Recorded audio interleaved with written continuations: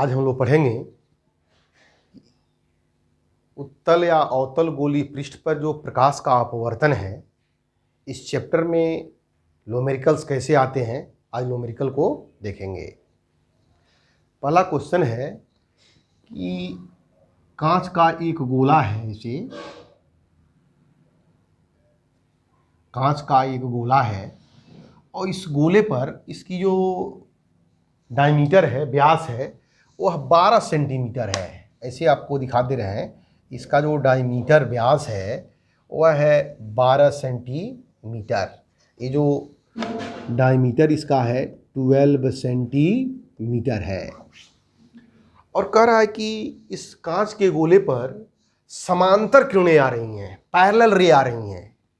तो पैरेलल रे जो आएगी इसके ऊपर, ऐसे पैरेलल रे, तो इस गोले से अपवर्तन के पश्चात कहाँ मिलेंगी, किस जगह पर केंद्रित होंगी, वह हमें बिंदु ज्ञात करना है।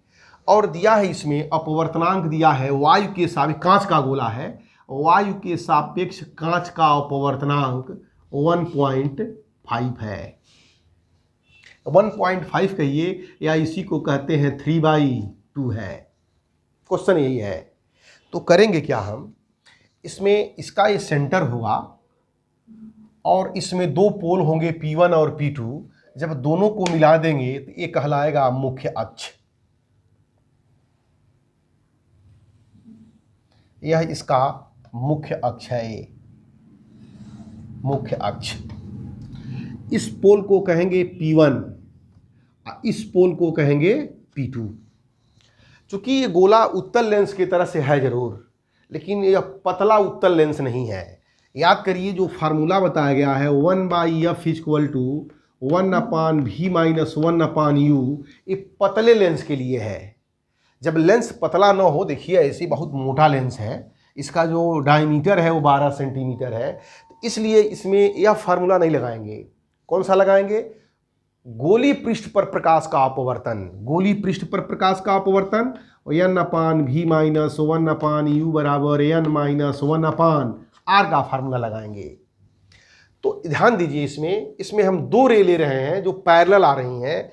एक रे ले रहे हैं ऊपर से ऐसे, क्योंकि ये रे क्या हो रही है, पैरेलल आ रही है, पैरेलल। तो देखिए ऐसे एक रे हमने यहाँ पे लिया, मुख्य अक्ष के समांतर कहिए या पैरेलल कहिए, ऐसे आ रही है। और एक रे नीचे ले रहे हैं, ये दोनों पैरेलल आ रही हैं ऐसे।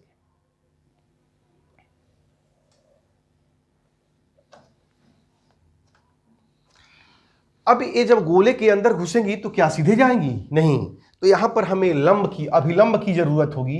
तो सेंटर, ये जो हमारा सी है, सेंटर, ये सी, इस सेंटर से जब मिलाएंगे तो यह इस पर ये परपेंडिकुलर कहलाएगा, ये लंब कहलाएगा। ये ऐसे मिलाएंगे तो ये लंब कहलाएगा, ये ऐसे ये लंब है, परपेंडिकुलर है। तो जाना तो चाहिए सीधे, लेकिन विरल माध्यम से जब सघन माध्यम में जाएगी तो अभिलंब की ओर झुकेगी और झुक करके ऐसे निकल जाएगी, थोड़ी सी झुकेगी ऐसे और ऐसे निकल जाएगी। ये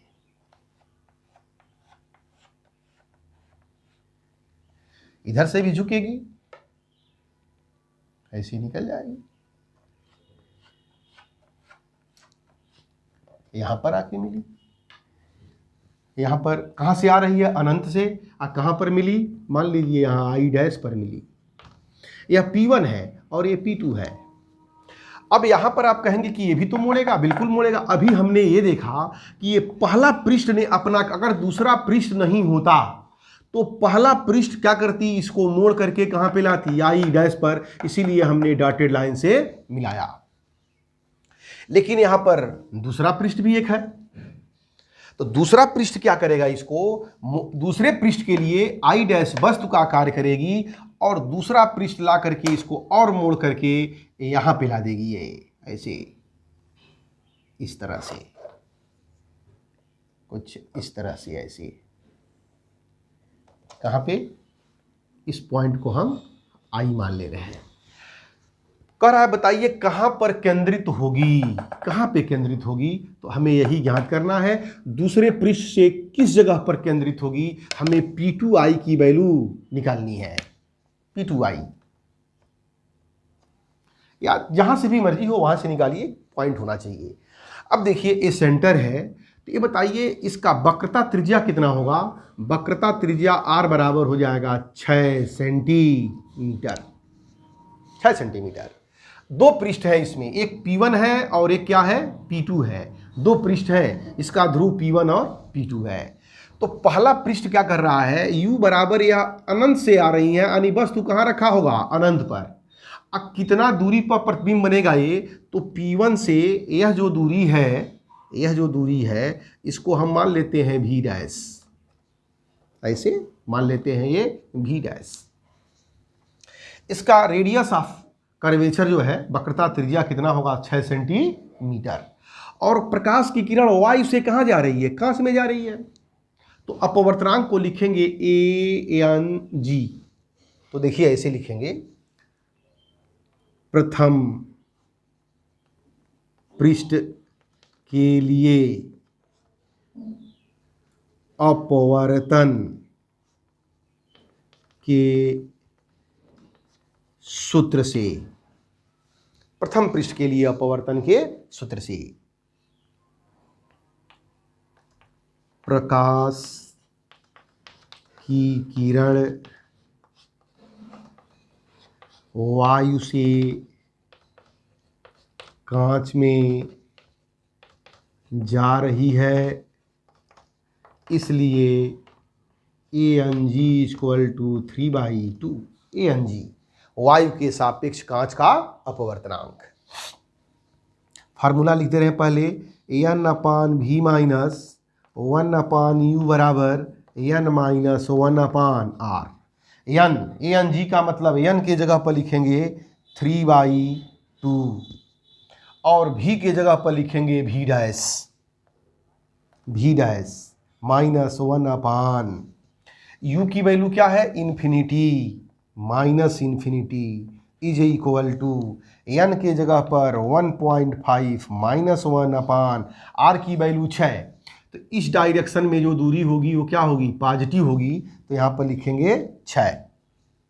सॉल्व कर देंगे तो आएगा यह 3/2 V डैश, माइनस माइनस मिल करके प्लस, और 1/∞ का मान 0 इज इक्वल टू 0.5/6। 2 का इधर मल्टीप्लाई कर दें तो 3/V1 इक्वल टू 2×10/6। इसको इधर मल्टीप्लाई कर देंगे तो V डैश बराबर प्लस 18 सेंटीमीटर। 18 सेंटीमीटर, यानी यहाँ से प्रथम पृष्ठ से लेकर के I डैश की दूरी जो आ गई V डैश, यह आ गया 18 सेंटीमीटर। अब ये दूसरे पृष्ठ पे आइए।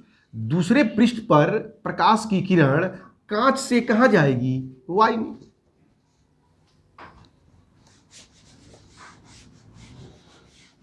यहां पर लिख रहे हैं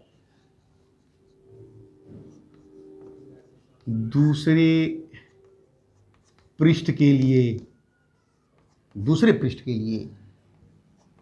प्रकाश की किरण कांच से वायु में जाएगी, अतः GNA बराबर 1/ANG इक्वल टू 1/3/2 यानी 2/3। GNA को N डैश लिख दें तो N डैश बराबर 2/3। इसका मतलब ये हुआ, पहले पृष्ठ पर प्रकाश वायु से कांच में जा रहा है और दूसरे पृष्ठ पर प्रकाश कांच से वायु में जा रहा है, तो यहाँ पर अगर अपवर्तनांक N है तो यहाँ पर होगा N डैश बराबर 2/3। अब दूसरे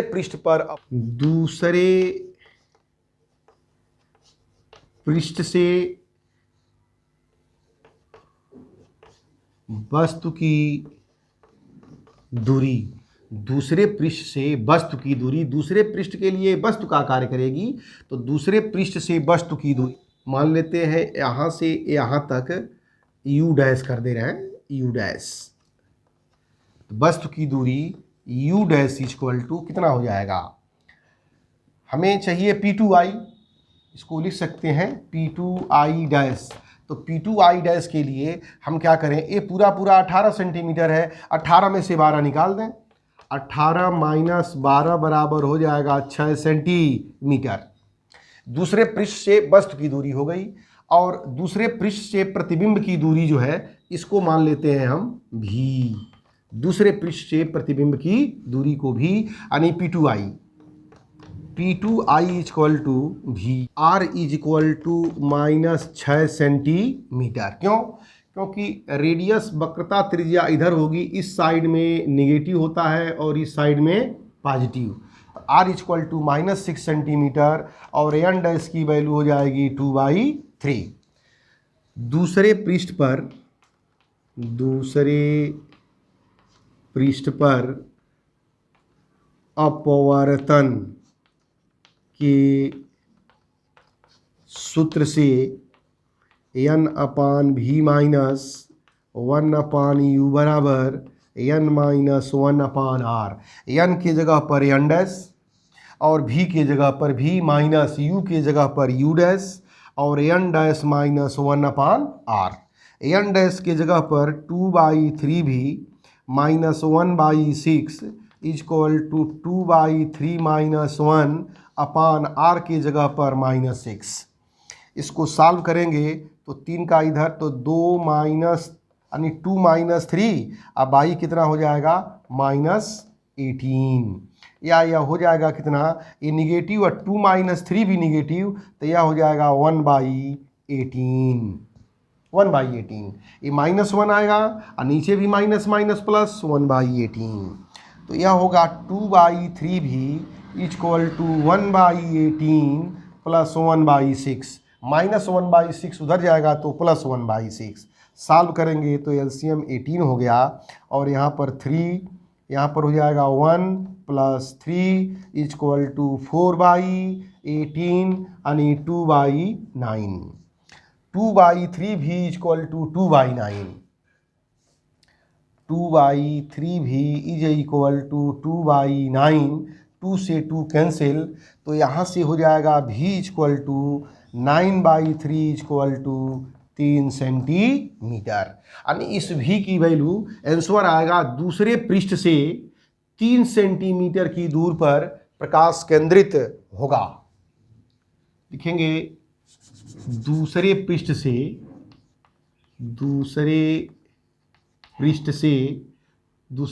से 3 सेंटीमीटर दूरी पर प्रकाश केंद्रित होगा।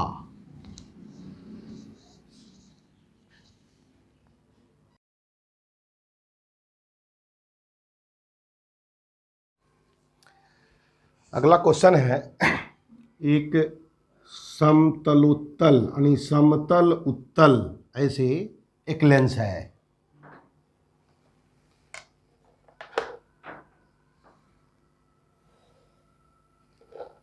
इसे कहेंगे इस समतल उत्तल एक लेंस है, और इस समतल उत्तल लेंस का जो व्यास दिया हुआ है, व्यास दिया है 6 सेंटीमीटर, और समतल उत्तल लेंस की केंद्र पर मोटाई,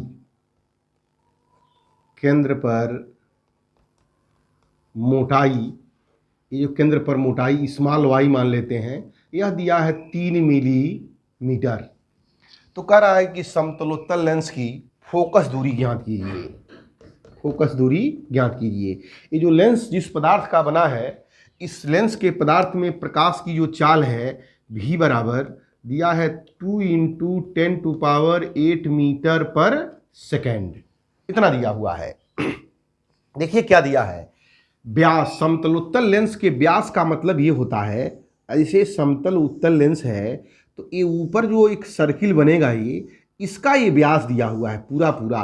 तो समतल उत्तल लेंस का जो डायमीटर होगा वह कहलाएगा r इक्वल टू कहलाएगा 6 सेंटीमीटर है तो 3 सेंटीमीटर, और एक केंद्र पर ये मोटाई दिया है, ये मोटाई दिया है, ये वाला मोटाई, यह मोटाई दिया है 3 mm, इसे y मान लेते हैं, और ये r दिया हुआ, यह r है, ये जो है इसका समतल उत्तल लेंस का r व्यास है। अब व्यास का आधा आर हो गया। ये कह रहा है बताइए इसकी फोकस दूरी क्या होगी। तो हम क्या करते हैं, इससे एक पूरा अगर वृत्त बनाया जाए, इस समतलोत्तल लेंस से ऐसे एक वृत्त बनाया जाए तो ये बनेगा वृत्त। और ये जो सर्किल बन गया तो इसका कहीं ना कहीं सेंटर होगा, वो सी होगा। ये टोटल कहलाएगा यहाँ से यहाँ तक। यह पूरा इसकी वक्रता त्रिज्या है। और वक्रता त्रिज्या में अगर इसकी वक्रता त्रिज्या ऐसे टोटल आर है, कैपिटल आर है, तो यह दूरी जो होगी कैपिटल आर माइनस वाई होगी, कैपिटल आर माइनस वाई। तो हम मान लेते हैं यहाँ पर, माना समतल उत्तल लेंस की वक्रता त्रिज्या कैपिटल आर है। समतल उत्तल लेंस की वक्रता त्रिज्या कैपिटल आर, यह व्यास दिया हुआ है। समतल उत्तल लेंस पर जो ऊपर की तरफ सर्किल बनता है उसका द्वारक का व्यास दिया हुआ है। इसको कह सकते हैं समतल उत्तल लेंस के द्वारक का व्यास 6 सेंटीमीटर है, आर है। तो फोकस दूरी, इसकी फोकस दूरी निकालनी है तो फोकस दूरी का फार्मूला 1/f बराबर n minus 1/r1 minus 1/r2। यहाँ पर r1 इक्वल टू इन्फिनिटी। ये जो समतल उत्तल लेंस है, ये पहला पृष्ठ बिल्कुल प्लेन है, तो इसकी वक्रता त्रिज्या इन्फिनिटी r1 और r2 बराबर हो जाएगा, कितना हो जाएगा, r माना गया है तो माइनस r होगा, क्योंकि इसकी रेडियस जब निकालेंगे तो उस समय क्या आएगा, ये निगेटिव आएगा। तो r2 बराबर होगा माइनस r। अब देखिए इसमें मान पुट करेंगे तो 1/f equal to n minus 1/r1 के जगह पर इन्फिनिटी और माइनस 1/r2 की जगह पर माइनस r। तो यह हो गया 1/f equal to n minus 1, 0 plus 1/r, 1/इन्फिनिटी की वैल्यू r। तो 1/f equal to n minus 1/r। तो यहाँ से फोकस दूरी f बराबर r/n माइनस 1। अब फोकस दूरी में हमें चाहिए वक्रता त्रिज्या और क्या चाहिए, इस लेंस का अपवर्तनांक। तो लेंस के अपवर्तनांक के लिए दिया हुआ है, लेंस में फोकस दूरी 2 × 10 प्रकाश का वेग 2 × 10⁸ मीटर पर सेकेंड है। तो निकाल देते हैं, वायु के सापेक्ष कांच का अपवर्तनांक n बराबर, फार्मूला होता है वायु या निर्वात में प्रकाश की चाल बटे माध्यम में प्रकाश की चाल। यह होता है 3 × 10⁸। दिया हुआ है मीडियम में 2 × 10⁸, कैंसिल हो जाएगा 1.5। n की वैल्यू तो निकल गई। r की वैल्यू, एक कैपिटल R कैसे निकलेगा, उसके लिए देखिए तरीका। ये जो ट्रायंगल आप देख रहे हैं C मान लें, इस पॉइंट को L मान लें, इस पॉइंट को M मान लें, तो राइट एंगल ट्रायंगल में पाइथागोरस थ्योरम लगा देते हैं। राइट एंगल ट्रायंगल CLM में पाइथागोरस थ्योरम लगेगा तो होगा ये CM square equal to CL square plus LM square. CM की वैल्यू है R, तो R square equal to CL की वैल्यू है R माइनस वाई का स्क्वायर प्लस LM की वैल्यू है स्मॉल r। स्मॉल r क्या है, समतल उत्तल लेंस का जो द्वारक है उसका व्यास दिया हुआ है, तो व्यास का आधा रेडियस हो जाएगा। इसको सॉल्व करेंगे तो r स्क्वायर बराबर R square plus Y square minus 2RY प्लस small r square. r square से r स्क्वायर कैंसिल। ये देखिए y जो है केंद्र पर इस लेंस की मोटाई है, और मोटाई देखिए mm में है और व्यास सेंटीमीटर में है। mm बहुत छोटा है, बहुत छोटी संख्या है, और उसका स्क्वायर कर दिया गया है तो ये भी बहुत छोटा होगा। तो लिखेंगे यहाँ पर वाई स्क्वायर को छोड़ने छोड़ देंगे आर वाई स्क्वायर की वैल्यू क्या है, बहुत छोटी है। जब छोड़ देंगे तो क्या बचेगा इसमें, देखिए -2 कैपिटल आर वाई बराबर आर स्क्वायर। इस -2r(y) को इस साइड में लाएंगे तो +2r(y) हो जाएगा, और यहाँ से capital R equal to R square upon 2i, capital R equal to R की वैल्यू 3 सेंटीमीटर है तो लिखेंगे 3 × 3 बाई 2 × y की वैल्यू 3 mm है तो लिखेंगे 0.3, सेंटीमीटर में है तो सेंटीमीटर में। अब ये हो जाएगा 9/2 × 0.3 या 90/2 × 3, 3 से काट देंगे तो यह हो जाएगा कितना 30, और 2 से काट देंगे तो 15। आर बराबर आ गया 15 सेंटीमीटर। एन और आर का मान जब इसमें रखेंगे तो देखिए लेंस की फोकस दूरी एफ इक्वल टू आर के जगह पर लिखेंगे 15/, एन के जगह पर 1.5 -1 तो यह आ गया 15/0.5 या 150/5 इक्वल टू 30 सेंटीमीटर। इस समतल उत्तल लेंस की फोकस दूरी हो जाएगी 30 सेंटीमीटर।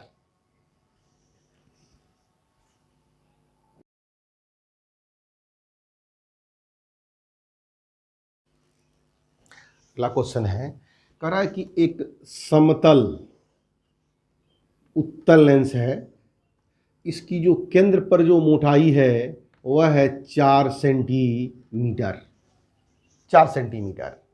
और क्या कह रहा है, देखिए जब इस समतल उत्तल लेंस को इसके वक्र पृष्ठ को, समतल में एक प्लेन है और एक क्या है, वक्र है, जब इसके वक्र पृष्ठ को एक मेज की सतह पर रखते हैं, ऐसे एक मेज है और मेज के सतह पर इसको जब ऐसे रखते हैं ऐसे, तो इसमें जो नीचे वाला पॉइंट है, बिंदु है, इस वहाँ पर कोई पॉइंट लें तो इसका प्रतिबिंब 3 सेंटीमीटर दूरी पर दिखाई देता है। यह कह रहा है 3 सेंटीमीटर की दूरी पर दिखाई देता है, जबकि टोटल कितना है 4 सेंटीमीटर।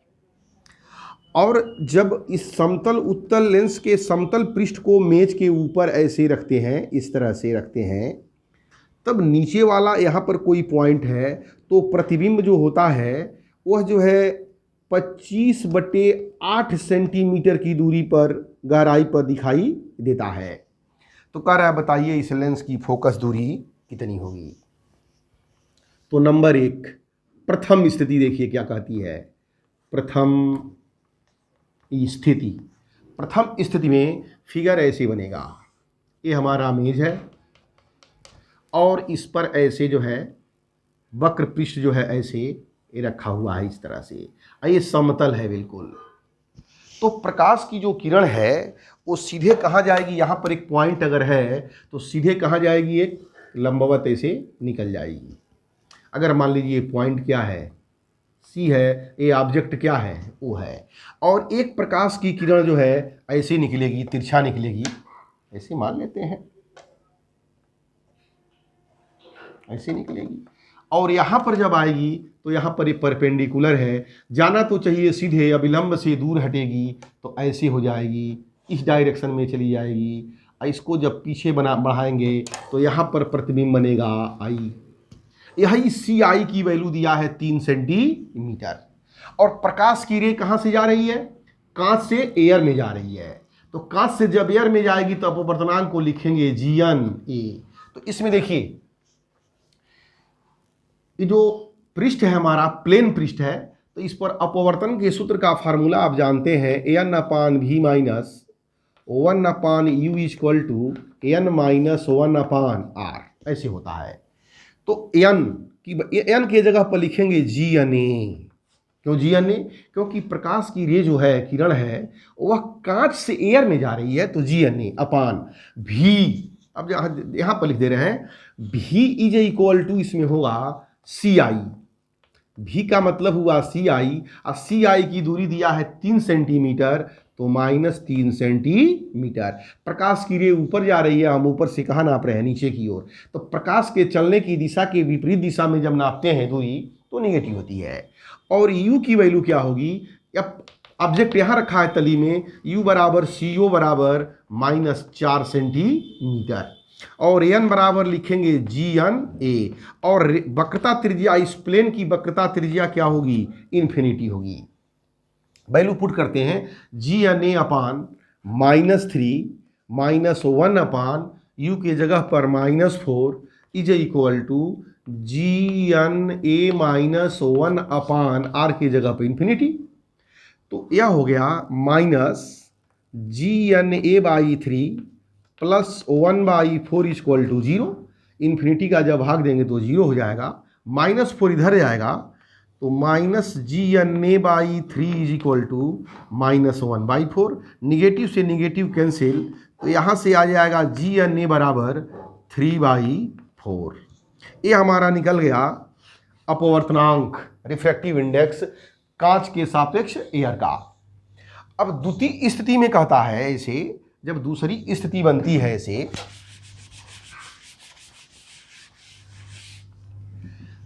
दूसरी स्थिति में जब ये टेबल है मेज के संपर्क में, ऐसे प्लेन वाला सरफेस रखते हैं, ऐसे प्लेन, यहाँ पर ऑब्जेक्ट है O, तो एक रे तो जाएगी सीधे और एक रे जाएगी ऐसे,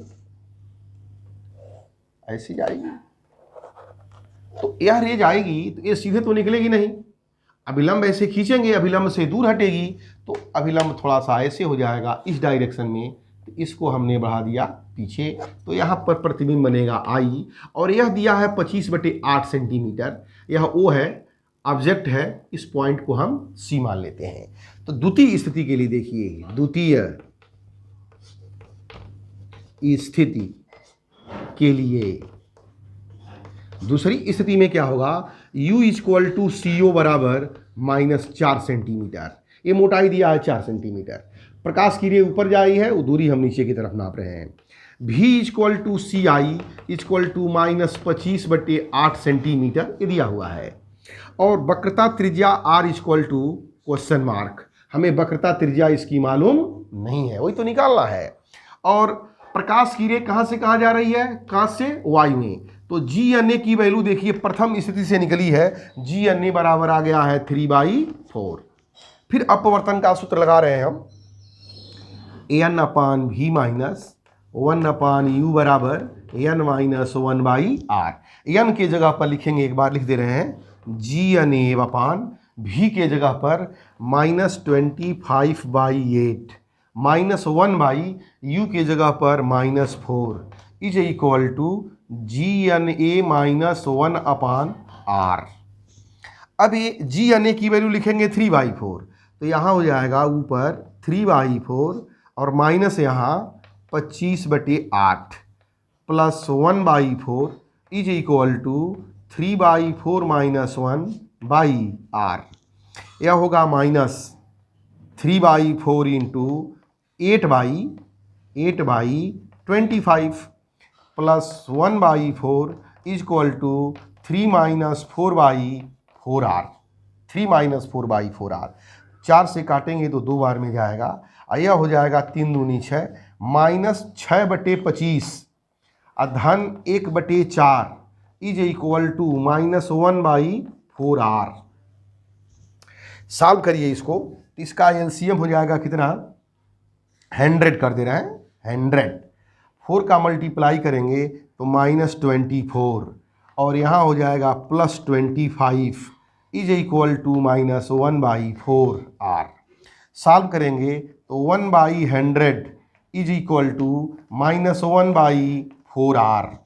तो यहाँ से r इक्वल टू क्या होगा देख लीजिए, यहाँ लिख दे रहे हैं, r is equal to, r को इधर लाएं, 100 को उधर ले जाएं, -100/4, तो r इक्वल टू आ गया -25 सेंटीमीटर।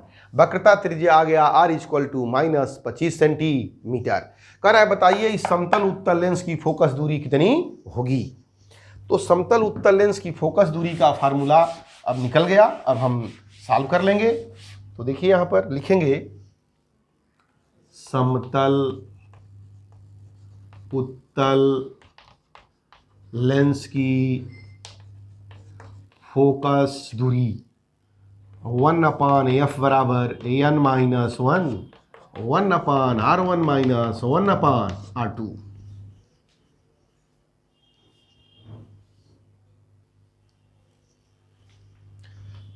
यहाँ पर नोट कर लीजिए, ए एन बराबर क्या होगा, A N G.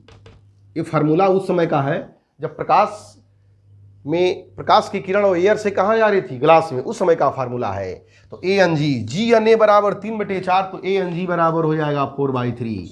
R1 equal to infinity, ये समतल है, प्लेन का वक्रता त्रिज्या इन्फिनिटी, और R2 बराबर माइनस आ गया कितना, 25 सेंटीमीटर रख देंगे। तो 1/f equal to 4/3 minus 1 upon infinity minus 25।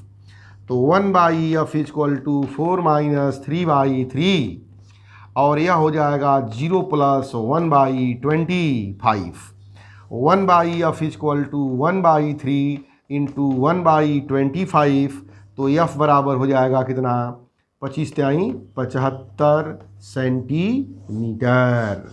Lens की फोकस दूरी 75 सेंटीमीटर।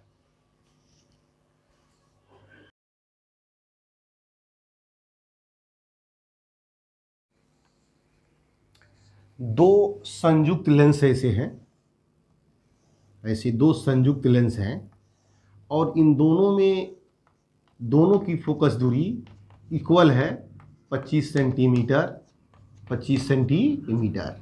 और इस संयुक्त लेंस से 15 सेंटीमीटर की दूरी पर, ऐसे 15 सेंटीमीटर की दूरी पर एक वस्तु रखी गई है। तो इस वस्तु का प्रतिबिंब इस संयुक्त लेंस से जब बनेगा तो वो प्रतिबिंब I और वस्तु O के बीच की दूरी कितनी होगी ज्ञात करना है। इसमें कंडीशन है नंबर 1, जब दोनों लेंस उत्तल हों, और नंबर 2, जब दोनों लेंस अवतल हों, यही कंडीशन है। तो नंबर 1 लिखते हैं यहाँ पर, जब दोनों लेंस उत्तल हैं तो देखिए दोनों की फोकस दूरी पॉजिटिव हुई। f1 बराबर 25 सेंटीमीटर और f2 बराबर भी होगा 25 सेंटीमीटर। तो लिखेंगे संयुक्त लेंस की फोकस दूरी, संयुक्त लेंस की फोकस दूरी का formula 1/f equal to 1/f1 plus 1/f2, 1/25 plus 1/25 equal to 2/25। तो f इज इक्वल टू आ जाएगा 25/2 सेंटीमीटर। अब ये संयुक्त लेंस से कितने दूरी पर रखा गया है, 15 सेंटीमीटर की दूरी पर। तो लिखेंगे लेंस के सूत्र से, लेंस के सूत्र से 1/f बराबर 1/v माइनस 1/u। 1/f की जगह पर लिखेंगे 2/25, 1/v माइनस 1/-15। यहाँ से 15 सेंटीमीटर की दूरी पर नेगेटिव होगा। सॉल्व करेंगे इसको तो यह आएगा 2/25, और 2/25 is equal to 1/v plus 1/15। इसको इधर लाइए, 2/25 माइनस 1/15 इक्वल टू 1/v। तो सॉल्व करेंगे तो 1/v इक्वल टू 75, इसका एलसीएम हो जाएगा। तो 25 3 दूनी 6, 15 15 5 75 इज इक्वल टू -1 प्लस 1/75। तो v इक्वल टू आ गया 75 सेंटीमीटर पॉजिटिव। यानी यहाँ से कितनी दूरी पर प्रतिबिंब बनेगा, 75 सेंटीमीटर। लेकिन कह रहा है बताइए वस्तु से और प्रतिबिंब के बीच की दूरी कितनी होगी। तो v बराबर आ गया 75 सेंटीमीटर। तो लिखेंगे वस्तु से प्रतिबिंब के बीच की दूरी बराबर, इधर है, इधर 15 सेंटीमीटर और इधर है 75 सेंटीमीटर, जोड़ देंगे तो 90 सेंटीमीटर। ये आंसर हो जाएगा। जब दोनों लेंस अवतल हो तो f1 बराबर -25 सेंटीमीटर और f2 बराबर भी -25 सेंटीमीटर। संयुक्त लेंस की फोकस दूरी 1/f equal to 1/f1 plus 1/f2 minus 1/25 minus 1/25 minus 2/25 centimetre, या f बराबर -25/2 सेंटीमीटर। अब इस लेंस से जो दो हमारे पास उत्तल लेंस हैं, अवतल लेंस हैं, उनसे 15 सेंटीमीटर की दूरी पर वस्तु रखी है, तब लिखेंगे लेंस के सूत्र से 1/f बराबर 1/v माइनस 1/u। 1/f की जगह पर -2/25, 1/v माइनस u की जगह पर -15, -2/25 equal to 1/v plus 1/15, -2/25 minus 1/15 equal to 1/v। तो यहाँ से 1/v इक्वल टू एलसीएम वही 75, तो 25 × 75 -6 और -5 इज इक्वल टू -11/75, तो v इक्वल टू -75/11 यानी -6.11 छक्के 66 हो जाएगा। तो 6 और 6 तो कितना बचेगा यहाँ पर 9, 90, 11 × 88, 2 यानी 6.81 सेंटीमीटर निगेटिव हुआ। इसका मतलब इस संयुक्त जो लेंस होगा उस जिधर वस्तु रखी है उधर ही प्रतिबिंब बनेगा, -6.81 सेंटीमीटर की दूरी पर। तो कह रहा है वस्तु और प्रतिबिंब के बीच की दूरी, तो 15 में से घटा देंगे, तो लिखेंगे वस्तु तथा प्रतिबिंब के बीच की दूरी बराबर 15 माइनस 6.81 इज इक्वल टू, तो यह हो जाएगा 8.19 सेंटीमीटर।